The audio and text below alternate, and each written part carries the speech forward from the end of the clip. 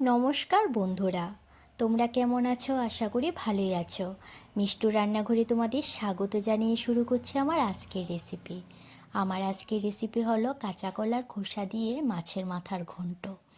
এর জন্য আমি একটা কুকার নিয়ে নিয়েছি। কুকারের মধ্যে এখন 3টে কাঁচা কলা দিয়ে দিলাম অল্প পরিমাণ জল।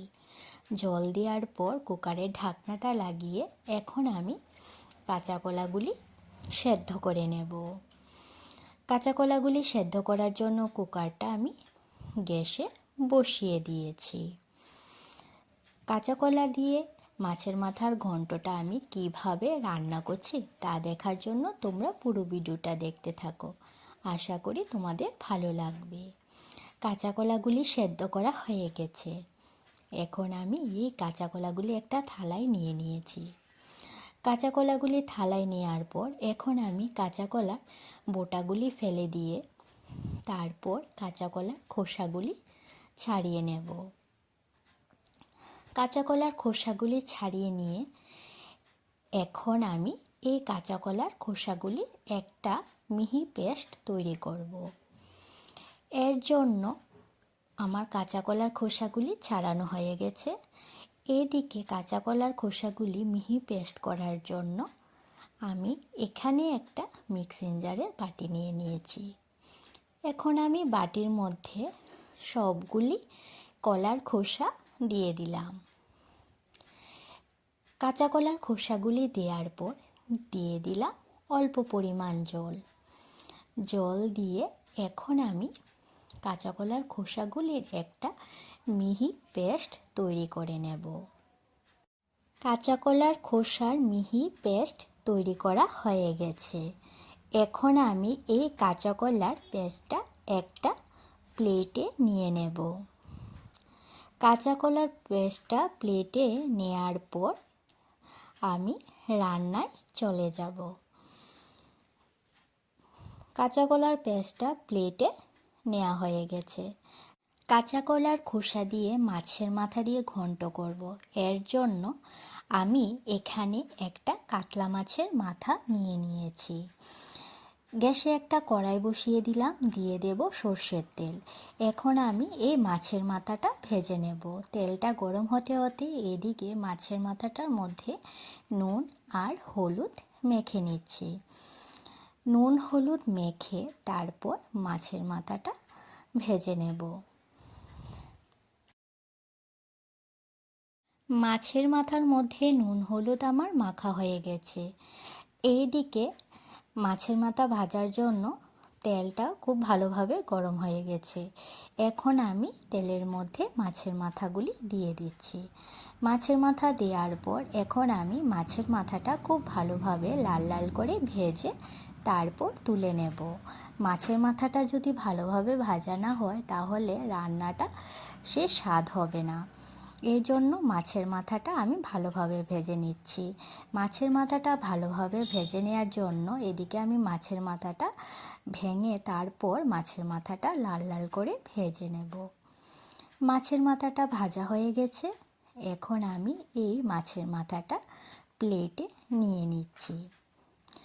মাছের মাথাটা প্লেটে নেওয়ার পর এখন আমি এই মাছের মাথা ভাজার যে তেলটা আছে এই তেলের মধ্যে আরও কিছু পরিমাণ তেল দিয়ে দেব।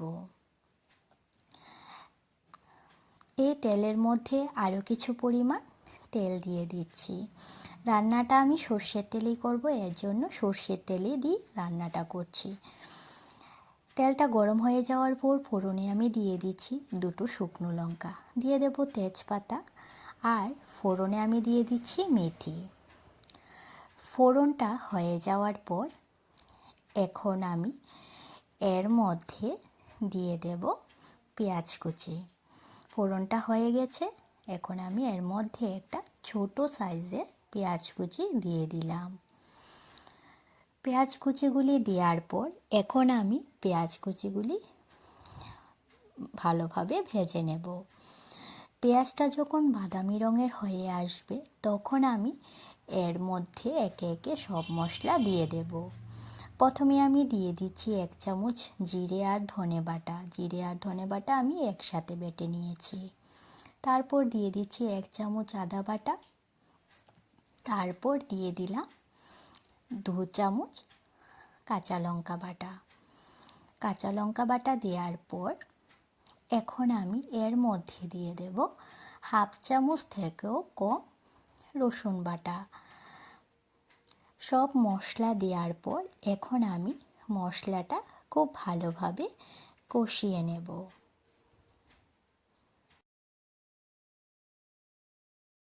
মশলাটা খুব ভালোভাবে কষানো হয়ে গেছে।